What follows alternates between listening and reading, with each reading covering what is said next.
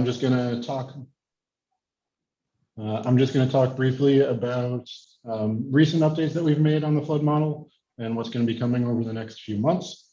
I think last time I was with you all was in about February. Since then, actually just the week after, I believe, the last Flood Lab workshop, we released our average annual loss data. So that is all available via the API to you all. So hopefully you've all been working with this. In case you did not see this, essentially we've quantified economic losses associated with the flooding that we predict based on a HAZUS methodology for the annualized flood losses both today in the current climate conditions and moving out into the future under the various climate scenarios that we look at. So this data is all available. It's in the API. So just kind of an update since the last time we spoke. Also, we released version 1.3 of the flood model data in May. What that included was 3 new historic hurricane realizations. Something that we had done before when we released the initial data was we were only looking at the flooding related to surge from hurricanes. That doesn't really capture a few significant and specific events, particularly Harvey, Florence, and Matthew. So Matthew, we did have a realization for before, but it was just a surge. Now what we've pushed in the most recent update in the spring was to actually include predicted flooding from rainfall associated with the hurricanes as well. So this is now we're producing data for Harvey and Florence. And for Matthew, now we're showing surge flooding as well as rainfall flooding. So for Matthew, surge was mostly in the Jacksonville, Florida area, but the precipitation was causing flooding in the Carolinas. So now we're showing both. There's a few other areas where we increased model resolution, and that was particularly in the Dallas-Fort Worth area. That was updated as part of version 1.3 based on elevation data. We provided some updates to the average annual loss calculations, and we updated several FEMA zone designations. So I think about 80 or 90,000 properties. We increased the accuracy of those by using FEMA, LOMA, and LOMC data that they publish. We do have some more data coming, as Brett mentioned. In the summer, we'll be releasing average annual loss for commercial properties. Up to this point, we were only looking at residential. Now we're currently developing damage curves through a partnership with an engineering firm to work for other land uses, particularly commercial, multifamily, residential, things like that. We're also working on something called locality risk, which is very interesting and we're excited about, so that we can capture impacts of flooding to communities and compare them against each other throughout the country. So in addition to just whether or not something floods, sort of what's the overall impact to a community. We're also working at the same time on our version 2. We're going to be expanding the model to Hawaii, Alaska, Puerto Rico, updating some of the base data, and incorporating new adaptation data and some changes to methods. I will go into a little bit more detail about some of these. The elevation data we've been updating. So since we launched, we've been coordinating with a lot of municipalities, counties, states, cities who have been providing us new data. So we've been able to identify several locations where there's higher resolution data than the national elevation data set data that we were using at initial launch. So the Dallas-Fort Worth area was already released in version 1.3. In version 2, we're going to be releasing updates to Chicago, New Orleans, Phoenix, Miami, and several different counties throughout the country that we've been sort of partnering with through our public sector outreach program. In terms of model expansion, we're going to be covering the 8 major islands of Hawaii. We'll be covering all of Puerto Rico. For the both of those, that includes the same hazards that we've quantified in the past, fluvial, pluvial, and surge modeling. And in Alaska, we're covering large portions of the state, although not the entirety of it, We are focused on where there is population. So we're covering any city with greater than 1,000 people plus the coast and the Alaskan Peninsula, which ends up covering 99.9% of the population of the United States when we'll be done, which is very exciting for us. As soon as we launched, we got requests from people in Hawaii saying, what about us? And we'll be adding that in come the fall. Some of the other changes that you'll see, we've changed kind of how we're processing some of the statistics in our methodology. In the past, we were really designed for a single family residential land use type where there's one building on one parcel. Now we're kind of refining that for some of the other land uses, which should really improve the model performance in urban areas in particular. So instead of just looking at one building and assigning that to a parcel, we're essentially cutting up the buildings. So we'll see better performance in cases like townhouses and things like that, where before we were just pulling stats from the centroid of the parcel. And sometimes that ended up, in most cases that worked pretty well. There's always edge cases though. So we're just increasing the specificity with which we're creating our flooding statistics. Also, the way that we're incorporating flood control structures is going to change a little bit. You may have noticed in some places where we're accounting for adaptation methods, we have essentially we're over accounting for the performance of these. So we see things like this section in Miami here, where on the left, where there's essentially no flooding. That's a little extreme. That's not really how the flooding would work. There's not a wall being built. So for things like pump stations, what we're doing is changing the way it's incorporated into the flood model so that we'll have kind of a center of gravity from which all flooding will be removed, and then a decay function moving out to the border. So we'll have somewhat more realistic hazard layers and therefore better flooding statistics that will end up being served.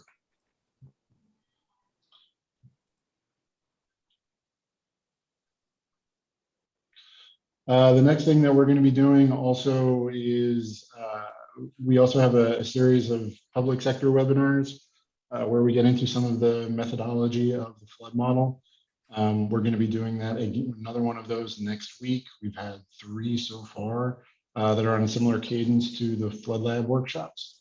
We'll get into a little bit more detail of specifically how we're accounting for climate within the flood model.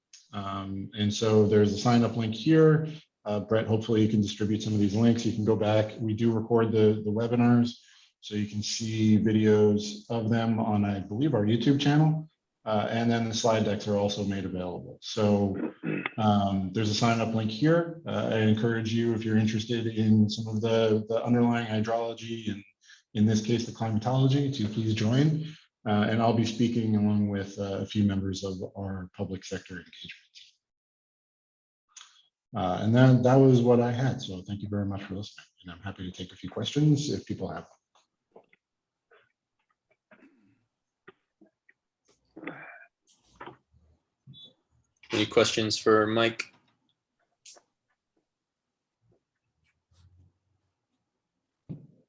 Okay. Cool. Well, thank you very much, Brett. Thank you, everyone. Appreciate it. Thank you, Mike. Bye. Okay, so now we'll turn it over to Adam for his presentation. All right, thanks. Okay. So should I just share my screen? Is that? Yes, feel free. Yeah, thanks. Okay. So is this good? Just want to double check before I start flying. Yes, looks good to me. Okay, great, thanks. Okay, so can property level flood losses be reliably predicted? There's a lot of uncertainty surrounding the flood loss estimation process. A lot of that has been documented by Flood Lab members, actually. We're going to be focusing on the damage function, where a lot of those other uncertainties are propagated. And we're going to be focusing on single family homes because that's where we have a large data set with lots of different variation in event types in order to understand where these damage functions work. So when I'm talking about damage functions, I'm thinking of this kind of paradigm from the United States Army Corps of Engineer and FEMA, where they translate flood hazard, almost always represented as inundation depth relative to first floor elevation, into economic loss for a structure. There are also curves that do this for content damage, but most often we see it for structures. And so you get a depth as your input for your hazard. There are very coarse structural delineations, usually whether a home is single story or two-story, maybe more, and basement or not.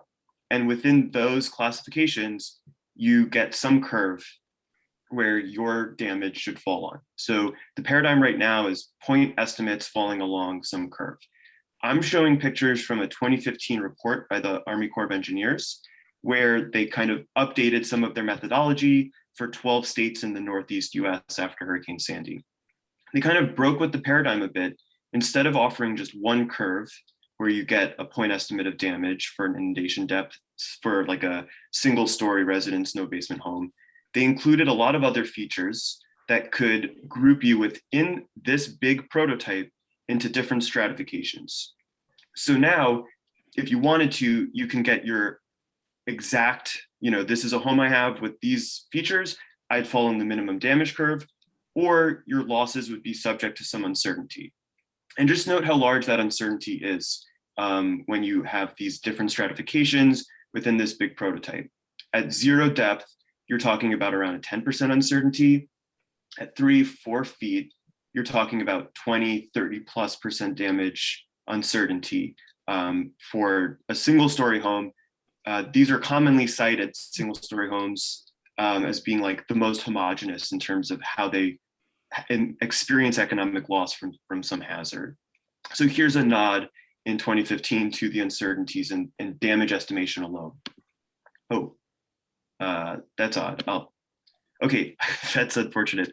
I'm supposed to have 2 other pictures here that show hazard functions that aren't just depth. So there's one for erosion and there's one for wave height. And so they have different shapes. They look a lot like this, they're just different shapes. And my whole point of this slide was saying, so in 2015, they also recognized that depth might not be a sufficient hazard statistic. Other forces of floods influence losses. So they don't have like this multi-hazard complicated function that gives you a point estimate or a range of estimates. But they were saying, if you knew that the wave action was significant for a particular site, you could estimate losses based off of that dimension as well. And so it's a real break from what we've seen if you're a user of the Hayes library, or if you use depth damage curves out of the box. You're very used to using single curves with point estimates. And there's really this notion that flood losses through damage functions are subject to a lot of uncertainty. So how do we break through that uncertainty? Sorry, I need to, 1 second. Sorry. So how do we figure out how to break through that uncertainty? So you can kind of take that depth damage function approach, or you could try a more empirically grounded method where you use a lot of variables. So there's this kind of complex and sophisticated approach, complexity referring to the number of variables, sophistication kind of like breaking through a simple curve, and thinking about like a machine learning method where you don't really know how the prediction is being made. It's picking up on nonlinear linearities and higher order interactions. So we're using a data set after filtering of 400 plus flood events, 700,000 plus observations of flood loss, and not every single property level variable we want, but a lot of the ones that fit into the depth damage function paradigm. We're able, because these are linked based off of zip code, not the actual site of the property, to merge in some other indicators. And I specifically want to point out FEMA regions here on the right. These are administrative regions. They are the sites at which like people work and will collect the observations for losses after a flood. And there could be measurement error differences across these regions. They could be subject to similar types of flood events. So this is a way to not only capture some heterogeneity and uncertainties, but also to kind of apples to apples compare what we do to regionally specific depth damage functions from the HAZES library. And then we are missing a lot of relevant variables. So this isn't the final say on how well can you predict losses from a damage function, but in order to use these curves in practice, you need to observe the parameters. And very, very often, even in studies where they do use these variables, the non-hazard flood variables are modeled, mitigation and preparedness are proxied, and some of the other variables are downscaled. So these generally aren't available anyway. Not to say that we shouldn't be trying to collect that data and best estimate losses, but right now, when we're scaling up large flood loss estimates, we need to do it over the kinds of observables here. So just looking at our 700,000 plus observations, we're just going to look at heterogeneity on a univariate depth model. And so, you saw on that first slide for the Army Corps of Engineer curves, the uncertainty within even just like a simple prototype was pretty large. Well, what about if you take away that one story, no basement layer? So here we have different quantile loss optimizations for a general additive model. And what we're seeing is that if you wanted to make a prediction just on depth, even at 0 depth relative to first floor elevation or 1 foot, the uncertainty range, if you wanted like an 80% prediction interval, would span almost 50% damage. And then as you have worse hazard, your prediction would get worse. So if you were making your prediction at the median or a mean, which isn't shown here, there's a wide range of plausible outcomes, a lot of heterogeneity. I definitely want to point out that there's, and this is a concern that a lot of people have with the data we're using, lots of larger input depths are probably recorded in the wrong unit, which is why we're seeing this semi-parametric model kind of weaning off at like 8, 9 feet. Maybe those are inches or centimeters or something like that. But the main point I want is that if you're making predictions, you can't just do it on depth with a few stratifications. You want to sort your observations into, what is the homogeneous set of traits that would make an observation have a very low level of loss? It's kind of insensitive to depth or super sensitive to depth. What are those features? Do the variables we have help us sort observations into those types of stratifications? So that question of heterogeneity we're not the first ones to ask that. There's a lot of work specifically on uncertainty in damage functions. So the thing I want to focus on is we have a very large set of events and observations. We are creating a model, or we're proposing to examine a model that kind of splits between this depth damage function paradigm of univariate depth or HAZES style functions, and just immediately comparing those to complex and sophisticated machine learning type functions, Bayesian networks.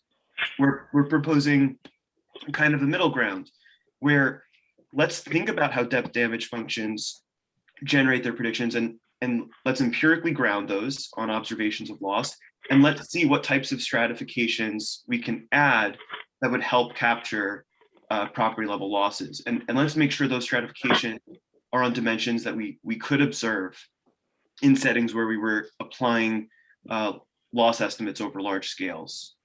And then finally, the validation. So the general finding in the empirical literature, I would say so far, is that complex and sophisticated methods like random forests or Bayesian networks, they can do a better job than the depth damage functions for predicting losses, but they're very sensitive to the data they were trained on. When you train these empirical models on a set of observations from one event, and then you test them on a set of observations from a different event, those connections in those sophisticated models from training, they don't transfer very well. They don't always transfer. It turns out that in external settings, a lot of these kind of simple subject to great uncertainty depth damage functions transfer better or just as well as the complex and sophisticated ones. That's not to say that these aren't really the kind of like the future of good property level loss predictions, but you can't really find that out if you're not looking at many events or observations. And so what we're doing is really focusing on the performance and generalizability of empirical functions and the baseline functions in external settings. So for our 400 plus events, we randomly split 2/3 of events into training and 1/3 of events into testing. And we do that 100 times. So we have 100 settings where empirical models are trained on observations from 2/3 of events and tested on observations from events they never saw.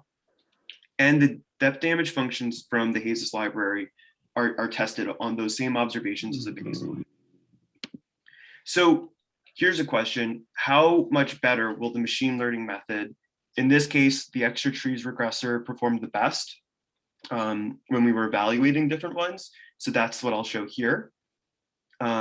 This is from a case from one of our 100 splits, where the largest number of observations ended up in the training set. We see pretty high explanatory power for the extra trees regressor, and we see a nice propensity to predict lower losses for observed lower losses and to predict higher losses for observed higher losses. The explanatory power is pretty high. It's generally unbiased, but for each individual observation, there's pretty large heterogeneity in the predictions, and there's obviously a lot of spread around any single one of these observed losses. When we look at the testing set, so observations from events that the model was not trained on, a lot of the performance metrics get worse, and the explanatory power drops significantly. Perhaps most importantly, while there's still this kind of density of predictions that are lower when the observed losses were lower, there's not really a propensity to capture the higher level losses in the testing set. So whatever combination of observables was allowing the model to predict high losses in training does not transfer in the testing set, where we would expect it to transfer the most because it observed the largest number of observations. That's actually something we see across all the models. So the trained empirical models and even the baseline models, they do their best predictions when the observed damages are low. So in the y-axis here, we have the difference from the true observation and the predicted observation, and it's the distribution for every single prediction for that 80-20 single split. What we're seeing is the spread of predictions gets larger as we get into higher percent damage bins, and we see that all of the predictions get worse across all the models as we get into higher observed damage bins. Another thing is when we look just overall at all the performance for the 100 test splits, it's not, I mean, there's no real distinction across the models in their ability to predict property level losses. So the mean and median absolute errors and the root mean square errors, those give you a sense of how good are the model's individual level predictions, and all of them are pretty high. And when you go to the mean bias error, you do see the baseline FEMA USAC curves. Occasionally, when there's a higher density of observations in training, being generally unbiased. And we also see that the GAMs, the mean conditional stratified inundation damage functions, also occasionally having mean unbiased.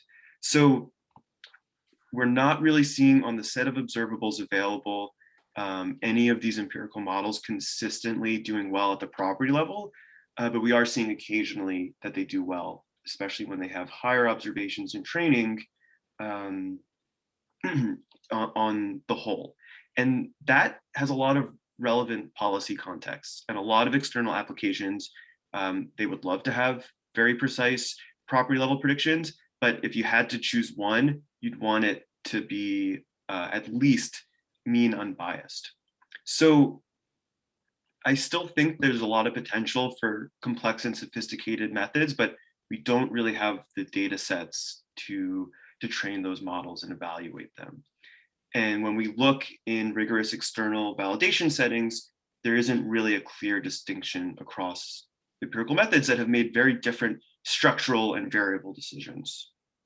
So I want to focus lastly on the difference between the empirical mean unbiased and the FEMA USACE kind of HAZUS library depth damage functions, which were also occasionally mean unbiased. Since we want to make decisions at the mean sometimes, how do these compare to each other? So first, I want to draw your attention to the propensity of the FEMA USACE curves. If you look at any of these plots, generally under predicting the percent damage at 0 and depths lower than first floor elevation. So for this case, we're just looking at the GAMs stratified on whether the flood was storm or not storm. And we're looking by regions that link to the FEMA regions where I showed that map. The Northeast are from the 2015 Army Corps of Engineer curves. So that's actually 12 states and 3 FEMA regions. Southeast, Midwest, and Texas, Louisiana, those are individual FEMA regions, which include more states than just this, but just to kind of situate it in your head.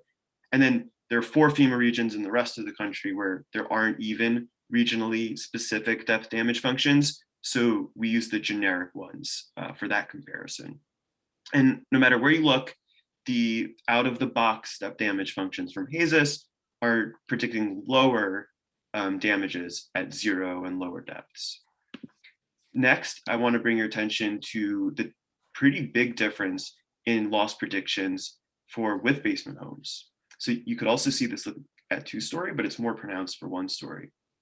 The FEMA USAC curves are predicting pretty high losses, especially at higher depths relative to first floor elevation for 1-story with basement homes.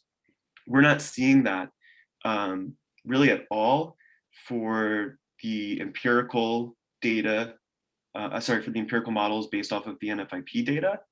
And we're seeing a little bit of difference between storm and no storm for the basement homes, but not really a big one. And then finally, I want to bring your attention to the difference between storm-based floods and non-storm-based floods in like the Gulf Coast region. And you can also see this in the Southeast, but it's more pronounced here. There's a really big difference at equal depths between storm and non-storm flooding in these regions. And the USACE FEMA curves are generally for no basement homes closer to non-storm flooding. So pretty much under predicting storm-based floods, which are the most common flood events recorded in the NFIP data. And then with basement homes, they're still over predicting even for storm. So point estimates, I mean, we kind of saw this on the last slide, that individual predictions are not great. And so we're not breaking away from that quite yet, but I think what's really important is acknowledging that we've been making a lot of decisions or informing a lot of decisions and kind of visualizing risk with these functions that, I mean, I know our data has measurement uncertainty and we're really working on trying to finalize how we can make these results the most trustable as possible, but there are big differences between the empirical grounded functions and the ones we rely on. So for our next steps, we really want to understand first, what are the implications in terms of losses and the application of those losses in policy contexts using the HAZUS set of curves versus the NFIP derived ones. Also, depth, obviously, we saw a little bit of this with a coarse storm versus not stratification. It'd be great to understand what other types of stratifications could be applied in practice and help reduce uncertainty. And then I really want to emphasize this. All of these damage functions, pretty much all of them in the literature, are conditioned on the loss actually happening. We don't really know for a set of exposure variables whether a home is damaged or not. So the extensive margin of our predictions can be huge, meaning we could be assigning losses to homes that never even experience damage. So a mean unbiased curve on homes you know are damaged would overestimate losses if you don't actually know which homes are damaged a priori. So thanks a lot for letting me present this. I'm really excited for feedback and ideas about what you'd like to see in this kind of context.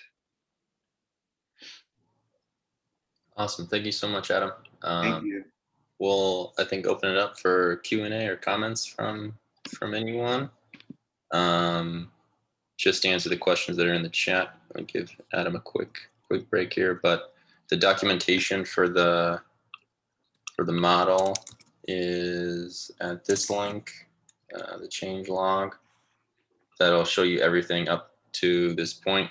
Some of the changes that Mike was talking about are not public yet, so those won't be in there. And then the rain and surge flooding are not broken out separately in the model. So that's that for the chat, and then we'll go back to Adam. Thanks.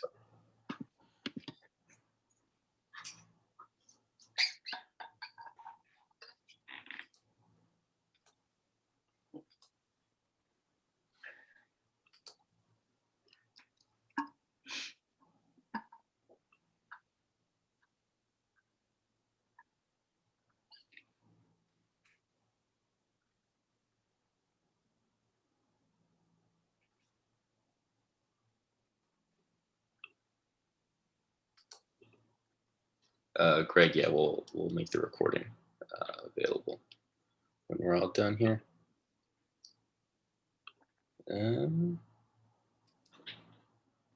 Oh, good question. I'll go back to the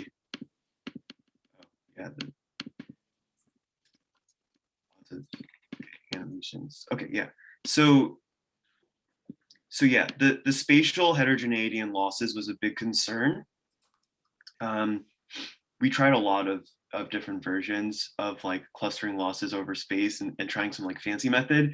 And ultimately we decided the HAZUS type depth damage functions are recommended based off of what FEMA region they occur in, like where the local office that generated the curves is located.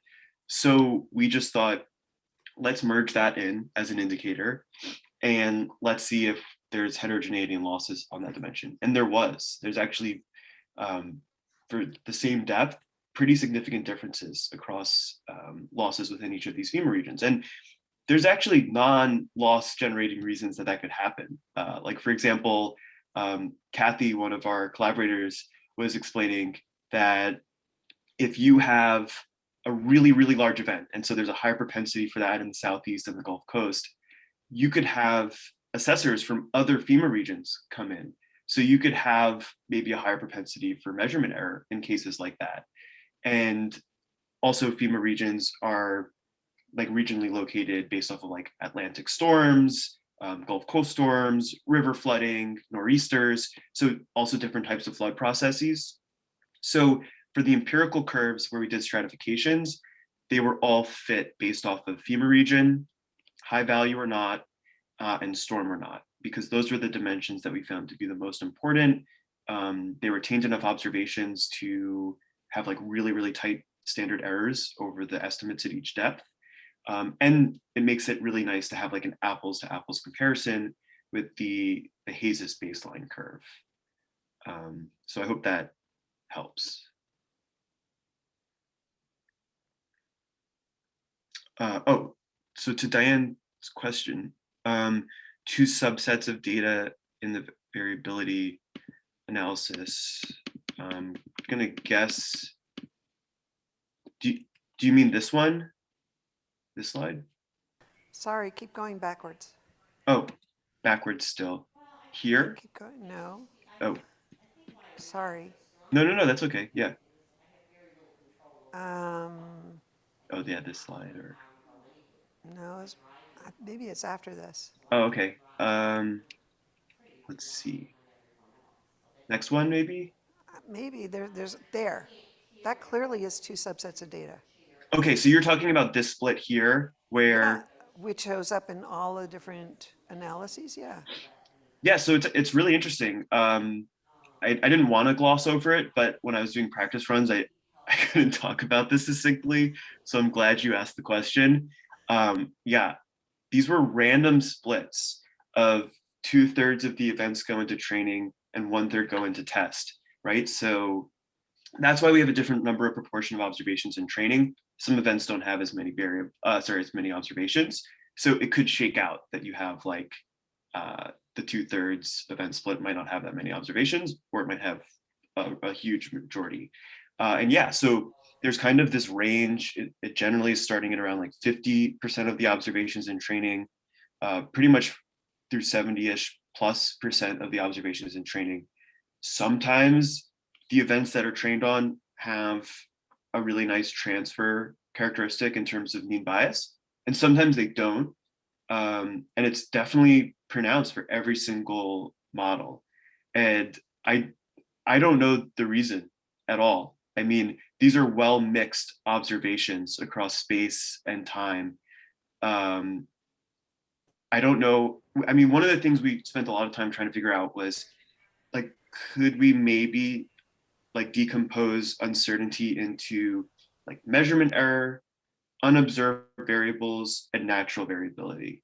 And like Brett will tell you, I bothered him a lot about like return periods for the events, and can I have every first street linked event? And we tried estimating return periods. Like we really wanted to figure out like what could explain these types of variability, but we couldn't really figure it out. I mean, that's one of the challenges, or I guess it's like a trade-off, right?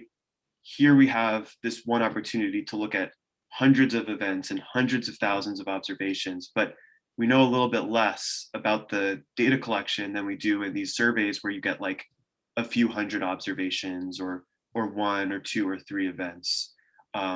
So this is just kind of like a question mark. If you have any ideas, I'd love to incorporate them. I'd love to be able to explain this, but we've scratched our heads over this kind of thing a ton. I don't know, but did you do bootstrap testing so that you cycled through all the different data? So you like mean adding structure to the train and test splits of the events instead of? one example is you split the data into 10 parts and you train on 9 or train on 8 and test on 2 and then cycle through it and seeing whether or not this shows up when you do that? So this is, I think, similar to bootstrapping. I don't use like a built-in function for it. What I do is I shuffle through all of the 400 events so that 2/3 of them randomly show up in training and 1/3 of them randomly show up in testing. So I'm not guaranteeing that there's a different set, like a guaranteed balance in training and testing for all of the events. I could add more structure to the way we do the train and test splits. One of the things we don't do, which happens in the literature a lot, is they'll do bootstrapping for observations within an event. So they kind of have like this leakage issue where they are testing on observations they haven't seen, but those observations come from the same event. And from what we've seen, I think that there's a lot of endogeneity within events, space and time, and you don't want to test transferability where you have that potential spillover.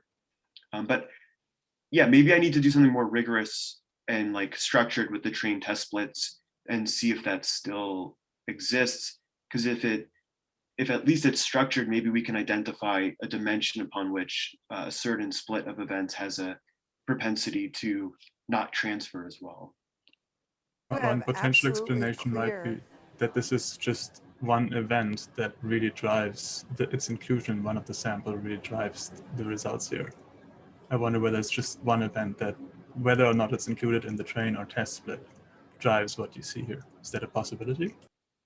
Yeah, like as soon as you said that, I immediately thought of Katrina because a lot of the times I feel like Harvey and Katrina, you'll see a lot of papers that will do like their whole analysis without them and then include them as well because they change everything. They were so unique and different. So that's a really, yeah, that could definitely, I should check. Except for what's interesting is that you've got two relatively, with what you were testing, two relatively equal number in the data sets, in the two subsets, and they both have really clear relationships there. So it's like they really do, it does look like there's subsets in here. I don't know how you're going to figure it out, but it really does look like it. Yeah. Yeah, I used to have a lot of text on this slide, like pointing a lot of attention to this specifically on the mean bias. And then, yeah, like you said, I mean, it's at the individual level too, right? It's like you see it across every performance metric. Yeah, I think, and so Kathy, one of our collaborators, has come up with this idea before, and I think this would be a good way to check it. I definitely wonder how much this could be explained by the inclusion or exclusion of really large events in training or testing. So I actually have, I think I might just show this slide. I have another version of this here where I do it over time. So instead of like randomly shuffling the events, all the events up until the year on the x-axis are in training, those observations, and you test on everything else. So I guess this is kind of why I was thinking like Katrina, I mean, as soon as you get to 2005, there's like a big change in the performance. Katrina is like approximately 10% of all of our observations too. And so it's tricky because it's obviously not I mean, this is hard about flood events because they're so uncommon. It's like, aren't they all kind of outliers or really low probability? So yeah, I think maybe being more careful with how we define the training and testing splits will help us identify, you know, what exactly was driving what a model ends up predicting in unseen observations. I'm just, you know, so one thing we did do to get a sense of sensitivity was, so those like GAM and QR models, those are interpretable because there's not a lot of dimensions we specify. And we actually look at how the shapes change over time. And there is a pretty substantial change in the shape of those curves. But it's just like, it's hard when you're dealing with so many train and test partitions to really identify the dimension upon which it's like causing that. We've brought in like building square footage data, kind of like coarser level data with events or observations in space to see like, is anything correlated with these bad predictions? And it's hard to find anything that sticks.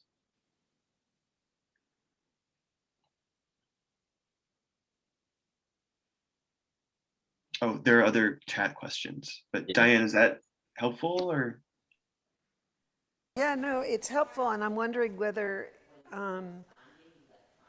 if you separate out your data before and after Katrina, maybe that would make a difference. Yeah, I think I have to handle Katrina more carefully. And don't forget there's Rita too. Was Rita in 2005? Yeah, just a month later.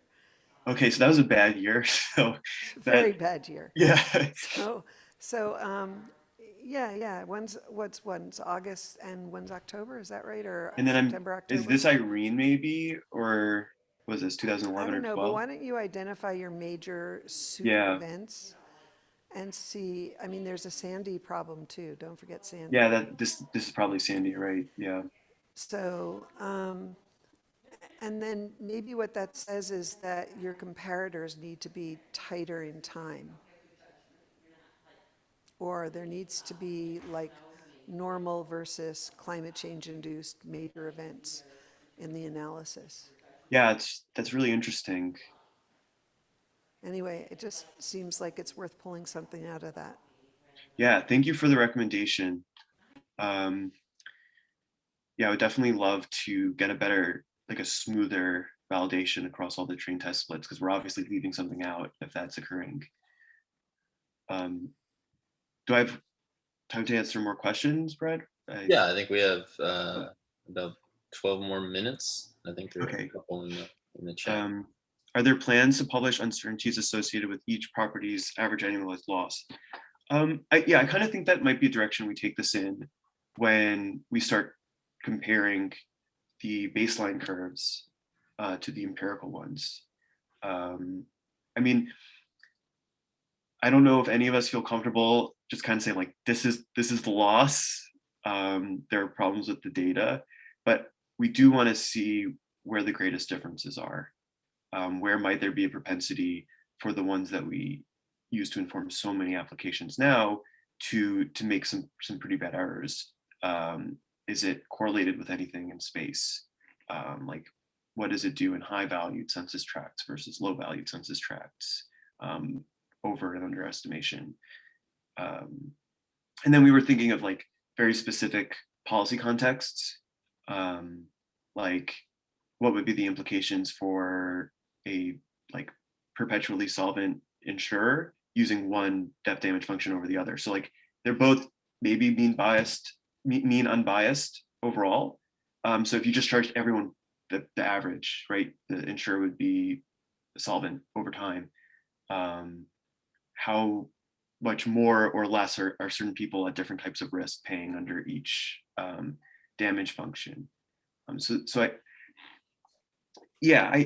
I definitely think we want to make the results more interpretable than just like a bunch of error metrics. And another just kind of like tough thing is, you know, these prediction intervals, if you wanted to guarantee like 80% coverage for a prediction, you would need a really, really large uncertainty bound.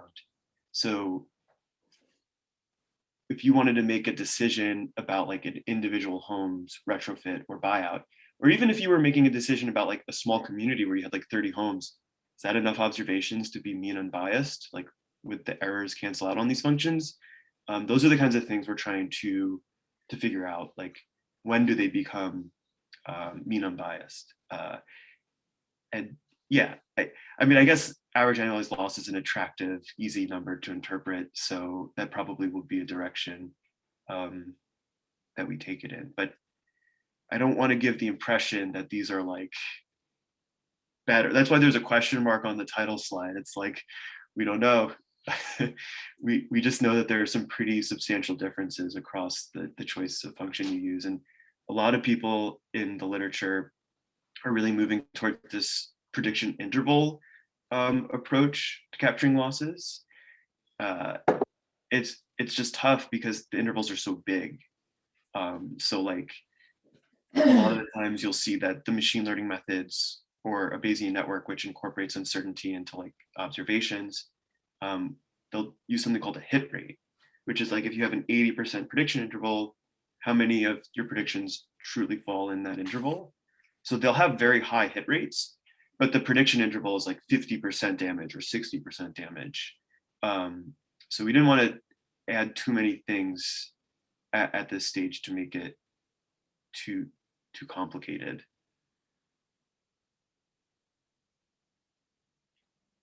Oh, and then there's another question about storm-based versus non-storm.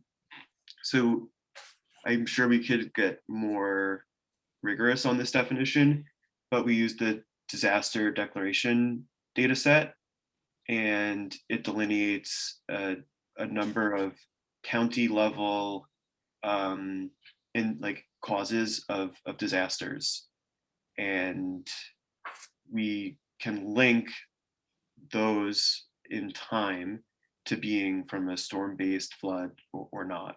And so it turns out that like, so I remember that the proportion on the unfiltered data was like 70% of the flood events were storm influenced. So this is no delineation between like a nor'easter or a hurricane or a cyclone. Maybe that would be helpful as well. Maybe that would help control for some of the difference we saw in the performance, that like sharp break. And yeah, I mean, we know that there are non-depth hazard contributors to loss, and it's very hard to observe those at the property level. Depth is maybe easier because you can see where the watermark was if you have somebody assess right after the loss. In a lot of property level papers before, they will model things like velocity, contamination, and duration. So they're not observing those either, but they are very important contributors to loss prediction. So we don't know where the homes are, we just know where they're located, like at the zip code level. So we were thinking about like coarser non-depth hazard controls. That's why we were trying return period and storms, and is the zip code adjacent to the coast or a river or a lake and things like that. But it's like a big trade-off. In order to use this data set with a lot of observations, you sacrifice a lot at the property level. But the more detailed you get at the property level, the less observations you can use. And then you can't really do a true external validation exercise to learn about transferability. So I guess the way we kind of reconcile that is by saying, well, the types of variables that we're using are the variables you have in a setting where you're doing these types of analyses or the large scale flood loss estimation. So yes, we'd love to have flow velocity, duration, contamination, erosion, debris, a lot of those types of variables. But how would you incorporate that into a large scale flood loss procedure? We don't even always have basement data at the home level. We don't always have first floor elevation at the property level. So even some of the requirements to use a depth damage type function are subject themselves to data uncertainties. So there's satisfying and unsatisfying aspects of using these coarse indicators. Is that helpful? Yes, that's helpful. Thank you. Thank you.